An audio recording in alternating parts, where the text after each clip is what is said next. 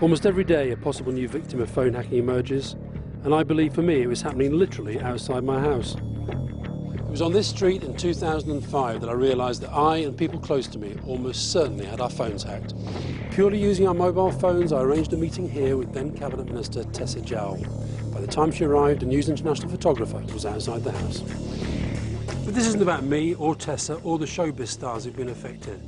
This is about what kind of democracy we want, and it raises serious questions about misconduct by the press and the police alike. Football's Gordon Taylor reportedly received a £700,000 settlement over allegations the News of the World hacked his phone.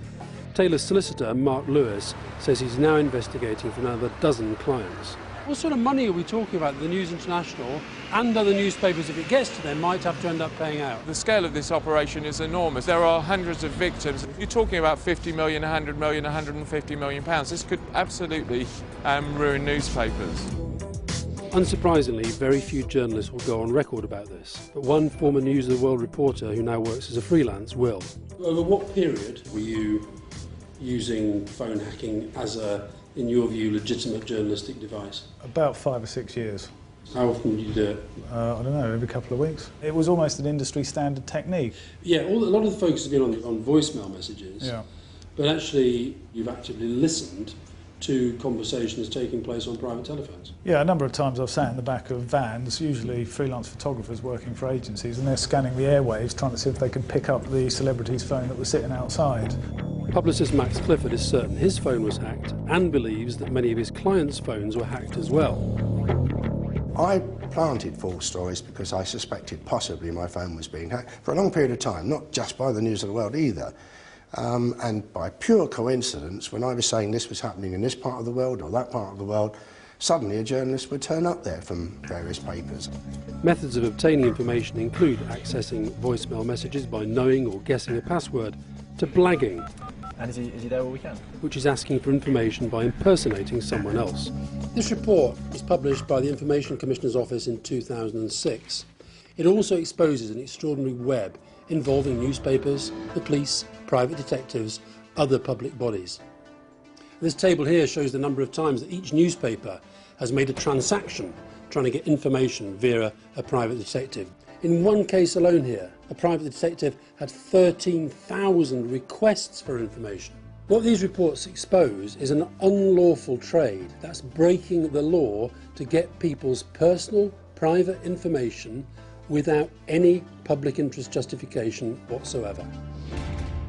And what about the role of the police in this? Because they also said that they'd had a thorough investigation. Well, in my view, the police's behaviour is one of the most alarming of all, because the evidence that is now emerging actually has been in the possession of the police for the last 5 years. There has always been a close relationship between newsrooms and the police, and I think it was convenient for both sides to accept the claim that this was the action of one rogue reporter and was exceptional, and that it wasn't a widespread practice. Do reporters pay policemen Yes. for information? Yeah. Have you done that? Yeah.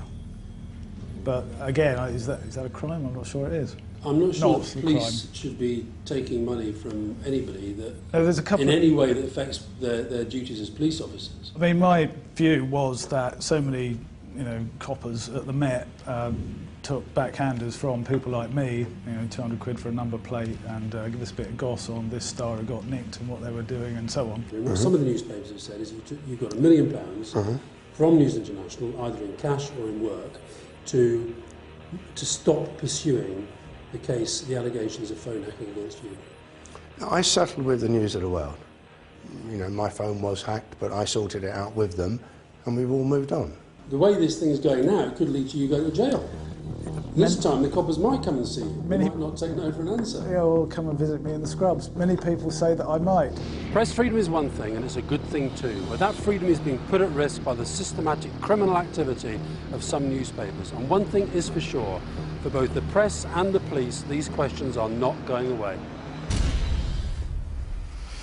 News International reiterates that if presented with evidence of wrongdoing, they will take swift and decisive action, as demonstrated by last week's dismissal of a senior member of staff. They continue to cooperate fully with the authorities. What do you think of that? Well, it's worrying. I mean, I was asking you, and you said it's quite easy to do, actually, Yes, isn't it? not that I ever have. No, no. Of course.